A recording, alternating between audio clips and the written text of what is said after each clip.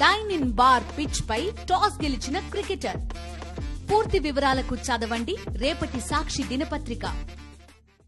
Delhi liquor scam కేసులో నిన్న jail నుంచి విడుదలైన ఎమ్మెల్సీ కవిత ఇవాళ హైదరాబాద్ రానున్నారు. మధ్యాహ్నం వరకు ఢిల్లీలోనే ఉండనున్న కవిత 2 గంటల 40 నిమిషాలకు ఢిల్లీ నుంచి హైదరాబాద్కు బయలుదేరతారు. ఇవాళ ఢిల్లీ ట్రయల్ కోర్టులో సిబిఐ ఛార్జ్షీట్పై విచారణ జరగనుంది. వీడియో కాన్ఫరెన్స్ ద్వారా కవిత కోర్టుకు హాజరు కానున్నారు. నిన్న జైలు నుంచి విడుదలైన సమయంలో తాను కేసీఆర్ బిడ్డనని, ఏ తప్పు చేయనన్నారు కవిత.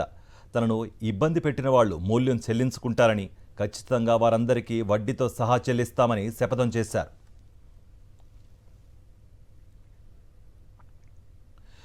ఇదే అంశానికి సంబంధించి ఓవరాల్ అప్డేట్స్ మా ఢిల్లీ ప్రతినిధి వెంకటేష్ అందిస్తారు. వెంకటేష్, నిన్న జైలు నుంచి విడుదలైన కవిత ఈరోజు హైదరాబాద్కు వెళ్ళబోతున్నారు. అంతకంటే ముందు ఈరోజు ఆమె కొద్దిమంది పార్టీ నాయకులు, కార్యకర్తలతో బీఆర్ఎస్ పార్టీ కార్యాలయంలో కలవబోతున్నారు. నిన్న రాత్రి ఆమె జైలు నుంచి విడుదలైనటువంటి సమయంలో తీవ్రమైనటువంటి భావోద్వేగానికి లోనైనటువంటి సందర్భం మనం చూసాం. ప్రధానంగా తనను ఎవరైతే ఇబ్బంది పెట్టి జైలు పాలు చేశారో ప్రతీకారం తీర్చుకుంటాను, వారికి వడ్డీతో సహా చెల్లిస్తానని ఆమె శపథం చేసినటువంటి పరిస్థితి మనం చూసాం. తాను ఎలాంటి తప్పు చేయలేదని ఆమె జైలు బయట ప్రకటించినటువంటి పరిస్థితి. తన 18 ఏళ్ల జీవిత కాలంలో 5.5 నెలల పాటు తల్లి ఇటు మొత్తం పూర్తిగా తన కుటుంబ సభ్యులకు దూరంగా ఉండాల్సినటువంటి పరిస్థితి వచ్చిందని, ఈ పరిస్థితి కల్పించిన వారికి తగిన బుద్ధి చెప్తానని ఆమె ప్రకటించినటువంటి నేపథ్యంలో ఈరోజు ఆమె మధ్యాహ్నం 2 గంటల 30 నిమిషాలకు ఢిల్లీ నుంచి హైదరాబాద్ బయలుదేరి వెళ్ళబోతున్నారు. అంతకంటే ముందు ఆమె 12 గంటలకు సిబిఐ కేసులో ట్రయల్ కోర్టుకు సంబంధించినటువంటి విచారణకు హాజరు కాబోతున్నారు. అయితే వీడియో కాన్ఫరెన్స్ ద్వారా కూడా ఆమె విచారణకు హాజరయ్యేటువంటి అవకాశం ఉంది కాబట్టి ఆ దిశగా ఆమె వీడియో కాన్ఫరెన్స్ ద్వారా హాజరయ్యేటువంటి అవకాశం ఉందని మనకు పార్టీ వర్గాల ద్వారా తెలుస్తున్నటువంటి పరిస్థితి. సో ఈ నేపథ్యంలో కవిత భవిష్యత్ కార్యాచరణ, బీఆర్ఎస్ పార్టీ ఎటువంటి భవిష్యత్ కార్యాచరణ చేయబోతుంది, దీనిపై మనతో మాట్లాడేందుకు బీఆర్ఎస్ మాజీ ఎమ్మెల్యే యాదగిరెడ్డి ఉన్నారు. సో మొత్తానికి కవిత బయటకు వచ్చారు. సో నెక్స్ట్ కార్యాచరణ ఏం చేయబోతుంది?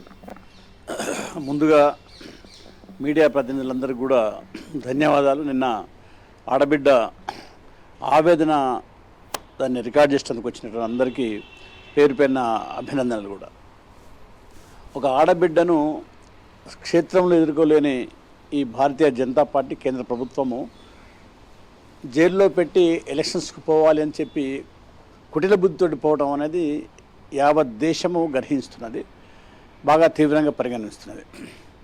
ఆడబిడ్డను దాదాపు 5 నెలల 15 రోజులు 16 రోజులు జైల్లో పెట్టినారు. నేను బయటకు వచ్చిన తర్వాత మేము గర్వపడే విషయం ఏంటంటే, మొక్కవోని లక్ష్యంతో ఆమె నేను తప్పు చేయలేదు కాబట్టి ఈ జైలు శిక్ష కావాలని చేస్తున్నారు, ఇంతకింతకు ఆ పార్టీ అనుభవించక తప్పదు, తప్పకుండా ఆడబిడ్డల యొక్క గోస తలుగుతుంది, ఇది భారతీయ సంస్కృతికే విరుద్ధము, సాంప్రదాయాలకు విరుద్ధము, ఇది తప్పు చేస్తున్నదని చెప్పి ఆమె ఆవేదన వెలిబుచ్చి చేయని నేరానికి నన్ను జైలు పాలు చేసేందుకు తప్పకుండా నేను ఆడబిడ్డలందరినీ, తెలంగాణ ప్రజలందరినీ మేలుకొల్పి వాళ్ళకి శిక్ష పడేమారి చేస్తా, పార్టీ అనుభవించక తప్పదు అని చెప్పి శపథం కూడా చేసిండ్రు. దానికి మేము యావత్ తెలంగాణ అభినందిస్తున్నాం ఆడబిడ్డను. ప్రధానంగా మీరు బీజేపీ తోటి మ్యాచ్ ఫిక్సింగ్ పెట్టుకున్న తర్వాతనే బెయిల్ వచ్చిందని కాంగ్రెస్ పార్టీ ఆరోపణ చేస్తుంది, ఏమంటారు?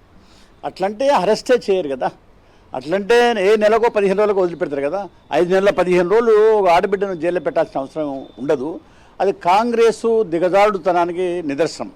ఇంకొకటి, భారతీయ జనతా పార్టీ దేశంలో ఉన్నట్టు అనేక సమస్యలు బాగు చేసి విడిచిపెట్టి ఈ పనికిమాలిన కక్ష సాధింపుతోటి జరిగిన రిజల్ట్ మొన్న పార్లమెంట్ ఎలక్షన్లో పడిపోయింది వాళ్ళది. మీ పార్టీ కూడా 0కి పడిపోయింది కదా పార్లమెంట్ ఎన్నికలు. ఇది ఒక పార్టీ రాష్ట్రాన్ని బాగు చేసినట్టుగా భారతదేశం ప్రశంసించిన అనేక రంగాలలో కొన్ని తప్పిదాలు జరుగుతుంటాయి, పార్టీలో అది మదనం జరుగుతుంది, మేధోమదనం జరుగుతుంది, దాన్ని ఎలా దిద్దుకోవాలనేది. కానీ దానికి నిదర్శనం ఏంది, మా పార్టీ చేసిన నిదర్శనం ఏంటంటే, ఏ రాష్ట్రం చేయలేంత డెవలప్మెంట్ 10 ఏళ్లలో చేసిన కేసీఆర్ గారు అనేది అనేక రంగాలలో ప్రశంసా పత్రాలు ఇచ్చారు, పైసలు ఇవ్వకపోయినా.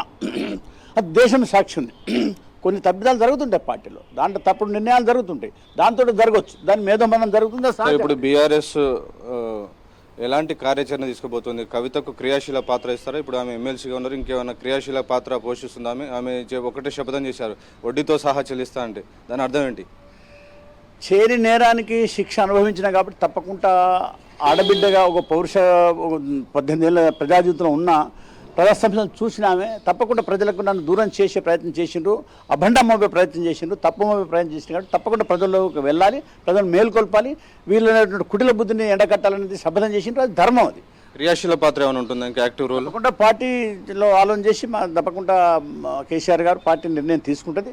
తీసుకున్న తర్వాత తప్పకుండా జరుగుతుంది. ఇంకొకటి దీన్ని నేను అప్పీల్ చేస్తున్నా, మహేష్ కుమార్ గౌడ్ గారు నిన్న కూడా చెప్పిన, మళ్ళీ వాళ్ళు చెప్తున్నా, సంజయ్ కూడా, బండి సంజయ్ గారు కూడా అనాలోచన వ్యాఖ్యలు చేసిండ్రు. అది బండి సంజయ్ గారు వీళ్ళ కేంద్ర సహాయ మంత్రి అని రాజ్యాంగాన్ని తూట్లుపరిచే రాజ్యాంగం విలువ లేకుండా రాజ్యాంగాన్ని కాపాడే మనిషి మాట్లాడడం అనేది అసందర్భము.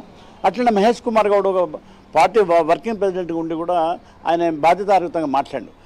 నేను ఇవాళ సుప్రీంకోర్టు మళ్ళీ ఒకసారి అప్పీల్ చేస్తున్నా, కాంటెంట్ ఆఫ్ కోర్టు కింద ఈ దేశ ప్రజలకు మేల్కొల్పు రావాలని అత్యున్నత న్యాయస్థానం ఇచ్చిన తీర్పును అన్ని విధాల పూర్వపరాలను పరిశీలించి గంటన్న సేపు వాదన వినిపించి మొత్తం యావత్ భారతదేశం అయినట్టు చూసి ఇది ఇచ్చిన తీర్పును ఏదైతే వాళ్ళు అసందర్భంగా మాట్లాడినారో వాళ్ళ మీద కాంటెంట్ ఆఫ్ కోర్టు కింద ఇలా సుప్రీంకోర్టుని అప్పీల్ చేస్తున్నా, చర్య తీసుకొని ప్రజల ముందు నిలబెట్టాలని చెప్పి నేను అప్పీల్ చేస్తున్నా. ఎప్పుడు కవిత ఎన్ని గంటలకు బయలుదేరబోతున్నారు? హైదరాబాద్లో ఉన్న ర్యాలీ ఏమైనా పెట్టుకున్నారా ఆమె? అది నేను ఇక్కడ తెలంగాణ భవన్లో ఉన్నాను, ఇక్కడ పాత భవన్లో ఉన్నాను. అది నేను వెళ్తున్నాను, వెళ్ళిన తర్వాత కానీ తెలుస్తుంది. తప్పకుండా ప్రజాభిమానం ఉన్న నాయకురాలు కాబట్టి తప్పకుండా రిసీవ్ చేసుకున్నది వస్తుంది. అది సహజం. తప్పకుండా దీనికి మటుకు మూల్యం చెల్లిస్తుంది. తప్పది భారతదేశం మూల్యం చెల్లిస్తుంది. ఒక తెలంగాణ కాదు, భారతదేశం మూల్యం చెల్లిస్తుంది. జై తెలంగాణ, జై కేసీఆర్. సో మొత్తానికి టీఆర్ఎస్ నాయకులందరూ కూడా కవితను కలిసేందుకు ఢిల్లీ వచ్చారు. ఈ మధ్యాహ్నం 2:40 ఆమె ఢిల్లీ నుంచి ఎయిర్ విస్తారా ఫ్లైట్లో హైదరాబాద్ రాబోతున్నారు. సో హైదరాబాద్లో టీఆర్ఎస్ నాయకులందరూ కూడా ఆమెకు ఘనమైనటువంటి స్వాగతం పలికేటువంటి ఏర్పాట్లు చేసినట్టు మనకు తెలుస్తుంది. సో మొత్తానికి ఈసారి ఆమె జైలు నుంచి బయటకు వచ్చినటువంటి సమయంలో ఖచ్చితంగా మరింత జగమండిలాగా ప్రవర్తిస్తాను, తనను ఇబ్బందుల పాలు చేసిన వారికి తగిన బుద్ధి చెప్తానని చెప్పిన నేపథ్యంలో కవిత మరింత యాక్టివ్ అయ్యేటువంటి అవకాశాలు మనకు కనబడుతున్నాయి. Right Venkatesh, thank you for the update.